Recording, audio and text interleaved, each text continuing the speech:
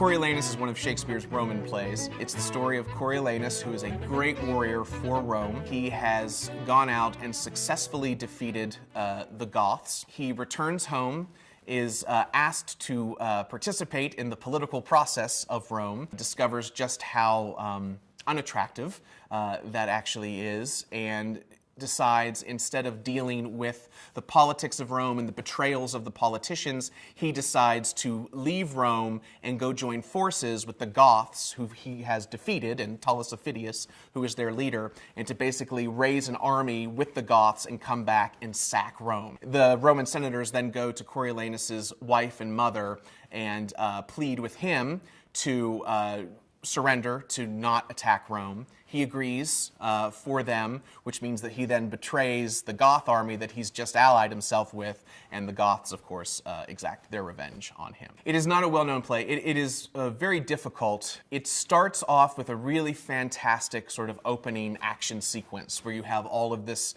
battle and skirmish happening, and it ends with a very exciting sort of conclusion.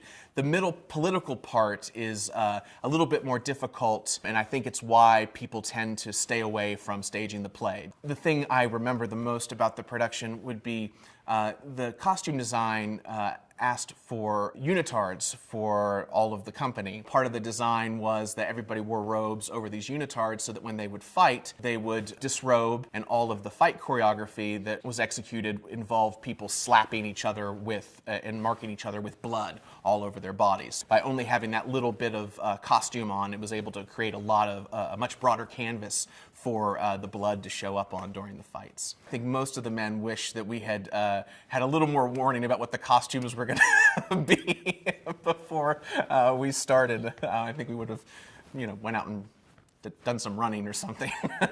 One of the things that's really great about Shakespeare is the way that he is able to take current events that are happening in London, and he's able to disguise them through these stories. Very similar to how a lot of Shakespeare companies produce Shakespeare. If they choose a concept, if they choose an approach, sometimes it's because the play speaks to something that's happening in current events. Well, Shakespeare was doing that as well. In Coriolanus, when you start to deal with the political bickering, of course Shakespeare is commenting on current events in London at that time. And I think that as he got more mature as a playwright, he got better and better at being able to do that.